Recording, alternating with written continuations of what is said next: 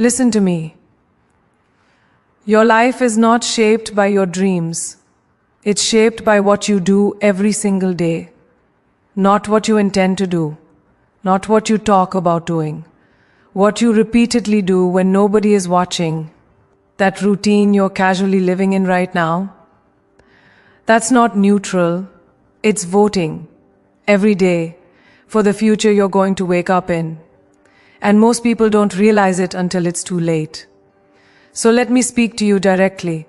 Not the version of you that's comfortable. The version of you that knows there's more.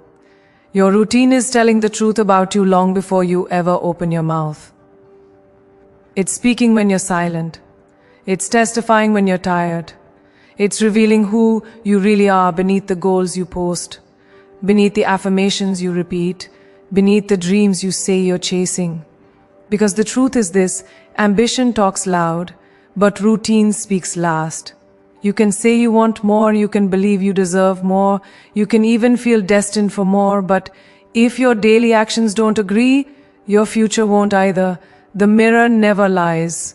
It doesn't care about your intentions. It doesn't care about your potential. It only reflects what you do consistently.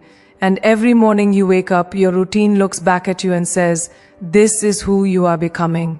Not tomorrow, not someday, right now. You don't need a motivational speech to diagnose your life. You need honesty. Look at how you start your day. Look at how you spend your evenings. Look at what you do when no one is clapping, when no one is watching, when there's no reward in sight. That's the real blueprint. That's the real plan. Because success doesn't hide, it leaves clues. And those clues are buried in your habits. If your routine is reactive, your life will always feel chaotic. If your routine is lazy, your dreams will always feel heavy. If your routine is distracted, your focus will always feel fractured. You can't outrun a routine that's dragging you backward. You can't escape patterns you refuse to confront. At some point, you have to stop asking, why isn't my life changing? And start asking, what am I rehearsing every day? The uncomfortable truth is that most people are living on autopilot, then wondering why they're not arriving anywhere meaningful. They wake up late, rush through the day, scroll through their nights and repeat. Then they call it a life. But routine is not neutral. It's not harmless. It's either training you or trapping you. Every repeated action is reinforcing an identity. Every habit is casting a vote for the person you are becoming. And when you let your routine be random, you let your future be random. That's not bad luck. That's not circumstance. That's self-neglect dressed up as normalcy. The mirror is still there, quietly reflecting back the truth. This is the level you've been practicing. And here's what makes the mirror so powerful. It doesn't judge you, but it never excuses you. It doesn't shame you, but it never lies to you either. It shows you exactly where your discipline is strong and where it collapses. It shows you whether your standards are real or just things you say when you're inspired. Because real standards show up on your calendar. They show up in your schedule. They show up in what you do when you're exhausted, and no one would blame you for quitting. That's when routine reveals character. That's when it separates wishes from builders. You don't drift into excellence. You don't stumble into purpose. You train for it daily, whether you realize it or not. If you don't like what the mirror is showing you, understand this clearly. The mirror is not the enemy. Avoiding it is. Denial is comfortable, but it's expensive. Comfort lets years disappear. Comfort convinces you there's still time. Comfort whispers that tomorrow will be different without requiring anything different today. But the mirror doesn't care about comfort. It only reflects reality. And reality says that the life you're living 5 years from now will look shockingly similar to your current routine. Unless you interrupt it. Not with motivation. Not with speeches. With decisions. Repeated. Daily. Relentlessly. This is where responsibility enters the room. Not guilt. Not shame. Responsibility. Because once you see the mirror clearly, you can't unsee it. You can't pretend anymore. You know exactly why your life looks the way it does. And that knowledge is power. It means you're not stuck. It means you're not broken. It means you don't need permission. You need alignment. Alignment between what you say you want and what you practice every day. Change the routine and the reflection changes. Strengthen the habit and the identity strengthens. Raise the standard of your daily actions, and the future has no choice but to rise with you. So here's the ending you can't ignore. Your routine is already creating your future, whether you're intentional or careless. The mirror is already speaking, whether you listen or not. And one day, you will meet the life your habits built. Make sure when that moment comes, you recognize the person staring back at you, and you respect them. Most people believe their lives are shaped by big moments.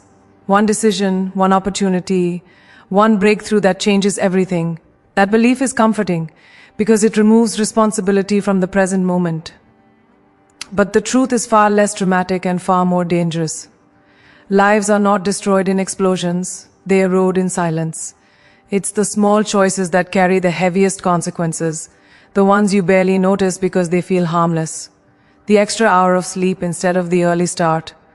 The skipped workout because the day felt long. The promise you made to yourself that quietly expired without protest. None of these feel like failure in the moment. That's why they're so powerful. They don't announce themselves as turning points, but they are. Every single one is a brick. And over time, you're either building a future you can stand on or a wall you'll be trapped behind. What makes small choices so dangerous is that they disguise themselves as exceptions. You tell yourself it's just this once. You convince yourself you've earned the break. You say you'll make it up tomorrow, and tomorrow you repeat the same negotiation. The problem isn't the choice, it's the pattern. Because the brain doesn't remember your intentions, it remembers what you practice, and what you practice becomes automatic. That's how potential slowly leaks out of a person without ever causing alarm. You don't wake up one day having failed. You wake up one day realizing you've been choosing against yourself for years. One small decision at a time. Discipline doesn't disappear all at once. It fades through compromise. Standards don't collapse overnight. They lower quietly. You stop demanding excellence from yourself in the small moments. And soon you stop expecting it in the big ones. The future doesn't punish you for what you didn't do once. It responds to what you repeatedly avoided. That's why regret is so heavy. It's not about a single missed chance. It's about the accumulation of moments you knew better and chose comfort anyway. The weight of that realization doesn't come from drama. It comes from honesty. On the other side of this truth is something equally powerful. Greatness is also built quietly. No one sees the early mornings at first. No one applauds the discipline when the results haven't shown up yet. No one celebrates the boring consistency of showing up when motivation is gone. But those small disciplined choices are compounding in your favor. Every time you choose the harder right over the easier wrong, you're depositing into a future account. You don't feel rich at first. You don't look successful right away. But the balance is growing. And one day it shows up all at once, and people call it luck, never realizing how many invisible choices created it. Consistency is the force most people underestimate because it lacks emotion. It doesn't feel powerful. It doesn't feel inspiring. It just keeps going. And that's why it wins. Intensity can change a day. Consistency changes a life. When you understand this, you stop waiting for motivation and start building systems. You stop asking how you feel and start honoring what you committed to. You stop chasing results and start protecting the process. Because the process, repeated long enough, always tells the truth. Every small choice you make today is negotiating with the future version of you. You're either making their life easier or harder, stronger or weaker, more confident or more resentful. And the future doesn't forget. It shows up with receipts. It hands you exactly what your daily decisions paid for, not what you hoped for, not what you deserved, what you earned through repetition. That's why awareness is everything. Once you see the power of small choices, you can't dismiss them anymore. Every moment matters, not because it's dramatic, but because it's decisive. So hear this clearly: the future you want will never be built by one heroic moment, but it can be destroyed by 1,000 careless ones. Small choices are never small. They are seeds. And sooner or later you will live in the garden they grow. Choose what you plant starting now. Discipline is often misunderstood because people only see it through the lens of restriction. They think it's about saying no to pleasure, no to rest, no to ease. But real discipline has nothing to do with deprivation. Discipline is about alignment. It's about deciding that your future matters more than your momentary feelings. It's the highest form of self-respect because it says, I value myself enough to do what I said I would do, even when it's uncomfortable. Anyone can act when they feel inspired. Respect is built when you act when you don't. That's where discipline lives, not in the spotlight, but in the quiet moments where you either honor your word or betray it. Every time you keep a promise to yourself, something invisible but powerful happens. Your self-trust grows. And self-trust is the foundation of confidence. You don't wake up confident, you earn it by proving to yourself repeatedly that you can be relied on. When you say you're going to wake up early and you do it, you're not just gaining time, you're reinforcing identity. When you say you're going to train, study, work, or create, and you follow through, you're teaching your mind that your words mean something. Over time, that changes how you carry yourself. You stop second-guessing. You stop negotiating with weakness. You move with certainty because you know who you are. You've seen the evidence. The opposite is also true, and this is where many people struggle to be honest. Every broken promise to yourself weakens your internal authority. You may not notice it immediately, but it shows up as hesitation, as self-doubt, as the quiet feeling that you can't fully trust yourself. That's why motivation fades so quickly for most people. It's hard to stay inspired when your own history tells you that your excitement doesn't last. Discipline repairs that relationship. It restores integrity between who you say you are and how you actually live. And once that integrity is restored, your energy changes. You don't need hype. You don't need reminders. You move because that's who you are now. Discipline also teaches you how to sit with discomfort without being controlled by it. Life doesn't get easier when you become disciplined. You get stronger. You learn that feelings are temporary, but consequences are permanent. You learn that you don't have to obey every urge, every raving, every excuse that shows up in your mind. That realization is freedom. When you can choose your actions regardless of how you feel, you are no longer at the mercy of circumstance. You stop being reactive and start being deliberate. That's power. And power, when directed inward, creates stability that nothing external can shake. What most people don't realize is that discipline doesn't drain you, it gives you energy. Chaos is exhausting. Inconsistency is exhausting. Constantly starting over is exhausting. Discipline simplifies life. It removes decision fatigue because you already know what you do and who you are. There's peace in structure. There's confidence in routine. There's pride in knowing that you showed up again, even when no one was watching. That pride becomes fuel. It carries you through hard seasons, through slow progress, through moments when results haven't caught up yet. And eventually, discipline becomes less about effort and more about identity. You no longer ask whether you'll do the work. You do it. You no longer debate your standards. You live them. At that point, self-respect is no longer something you're chasing, it's something you embody. You walk differently, you speak differently, you make decisions from strength instead of fear. And people feel it, not because you announce it, but because discipline has shaped you into someone solid, grounded, and unshakable. This is the truth you must carry with you. Discipline is not about control, it's about care. It's proof that you value your future enough to protect it from your impulses. And once you learn to respect yourself through disciplined action, the world will have no choice but to follow your lead. Your environment is never passive. It is never neutral. It is always working on you, shaping you, influencing you, either pulling you forward or quietly holding you back. Most people stymate this because they think strength is only internal.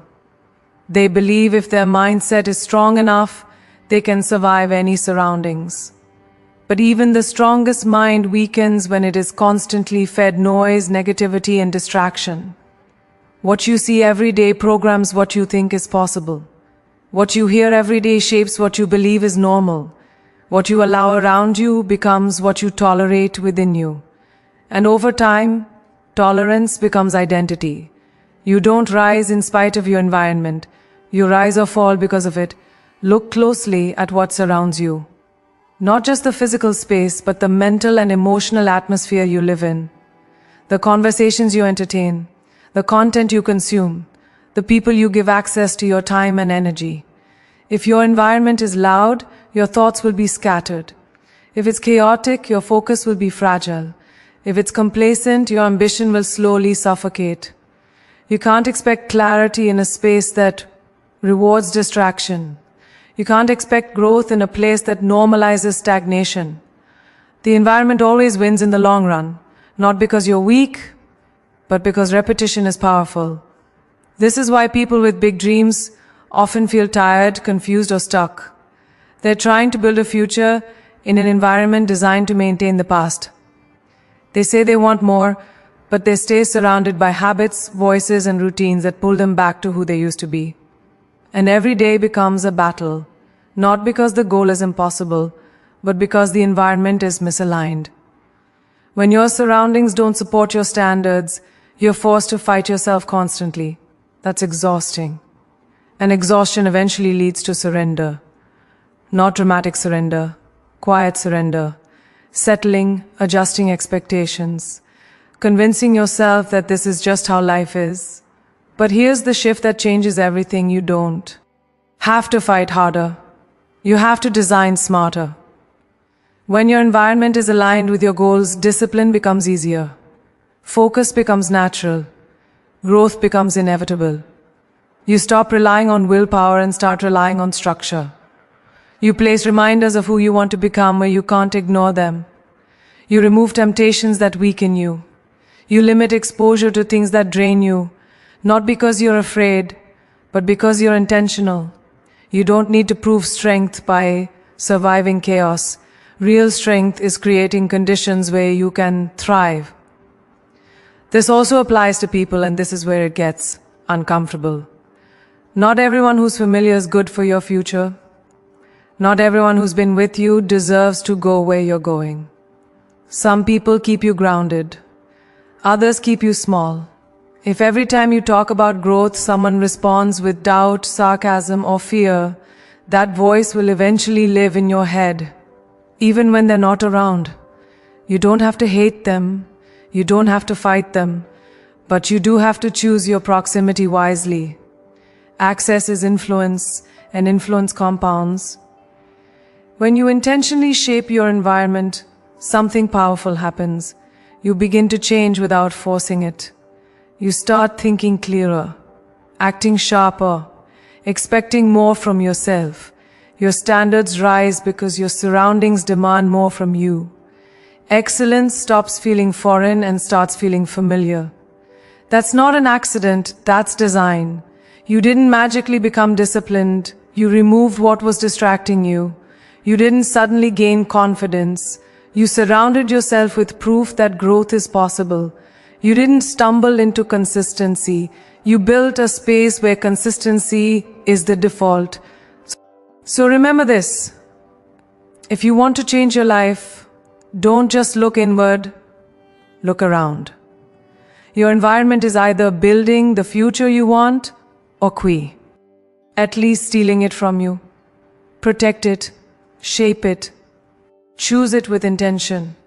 Because when your environment is right, becoming your best self stops being a struggle and starts being inevitable.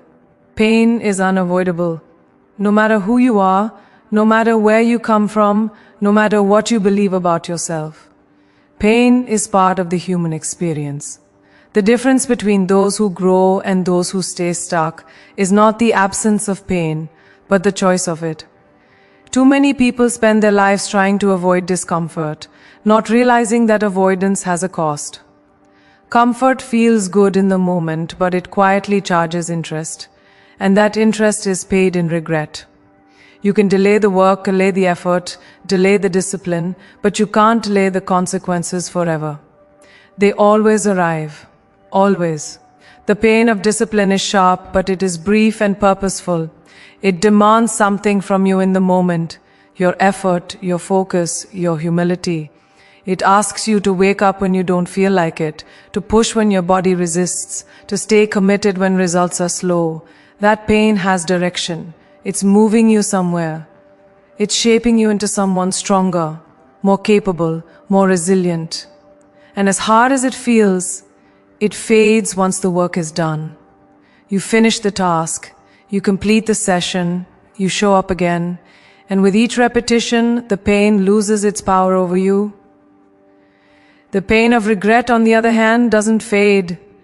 It waits, it grows, it sits quietly in the background while life moves forward, reminding you of the chances you didn't take, the standards you didn't hold, the discipline you avoided when it mattered.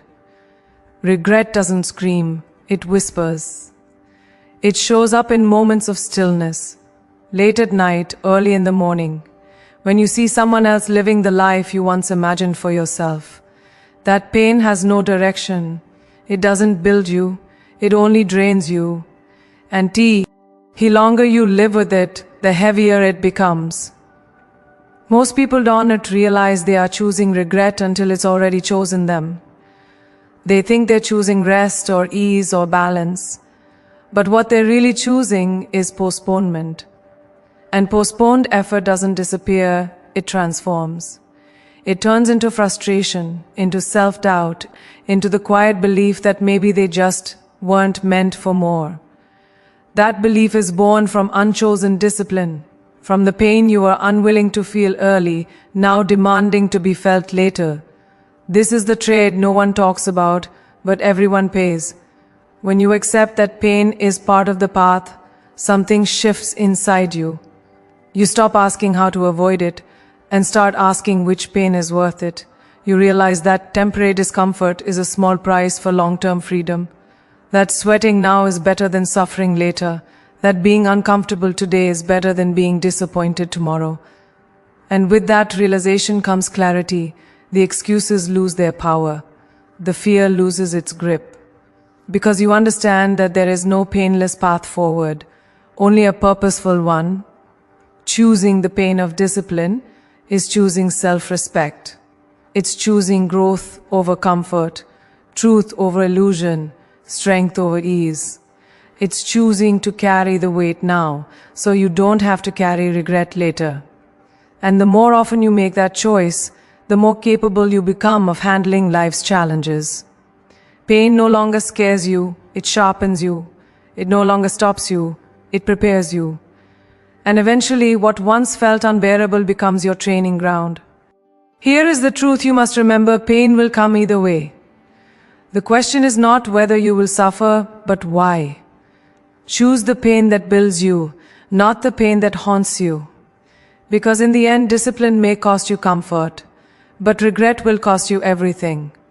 Identity is not something you discover one day. It's something you construct quietly and consistently through what you do every single day.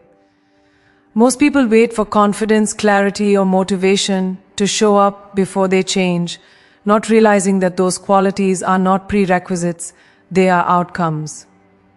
You don't wake up one morning suddenly believing in yourself. You believe in yourself because you've built evidence over time, and that evidence is created through routine. What you repeatedly do becomes what you eventually believe about yourself. If your days are careless, your identity becomes uncertain. If your days are intentional, your identity becomes strong. The future version of you is being shaped right now, whether you're paying attention or not. When you change your routine, you interrupt old narratives. You break patterns that once defined you. Waking up earlier than you used to doesn't just give you more hours, it sends a message to your mind that you are no longer the person who wastes time. Training your body doesn't just change how you look, it changes how you interpret pain, effort, and limits. Studying, reading, creating, and practicing daily doesn't just sharpen skill, it reshapes self-image. You stop seeing yourself as someone who wants to improve and start seeing yourself as someone who does. That shift is subtle, but it's everything. The most powerful changes in identity are almost invisible at first. No one applauds you for going to bed on time. No one congratulates you for showing up consistently when results haven't arrived yet. But internally, something is changing. Your standards rise. Your tolerance for excuses shrinks. Your inner dialogue becomes firmer, clearer, more respectful. You no longer negotiate with the version of you that wants to quit. You recognize it, but you don't let it lead. Leadership over yourself is born in these moments. And once you lead yourself, the rest of life begins to align. As your identity shifts, your decisions start to change automatically. You no longer force discipline. It becomes a reflection of who you are. You don't ask whether you'll skip the workout or delay the work, because that's no longer an option that fits your self-image. This is where most people misunderstand transformation. They think it's about willpower, when it's really about self-concept.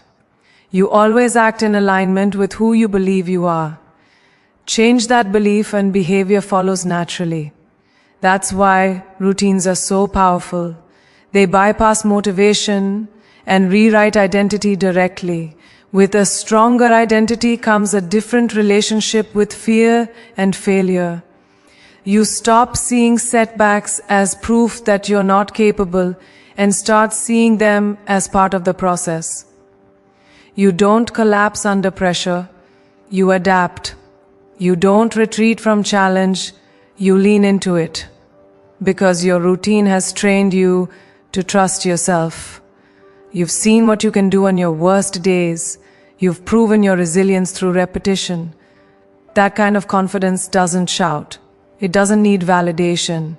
It's quiet, grounded, and unshakable. Over time, people begin to notice the change, not because you announce it, but because your presence is different. You speak with conviction. You move with intention. You make decisions without hesitation. Opportunities align with you because you are aligned with yourself. And it all traces back to the same source, the routines you chose when no one was watching, the habits you protected, the standards you refused to lower, the identity you built one day at a time. This is the truth that defines everything. You do not rise to the life you want. You become the person who lives it. Change your routine and you change your identity. Change your identity and your future has no choice but to follow. The work you do today is not just shaping tomorrow, it is defining who you are forever.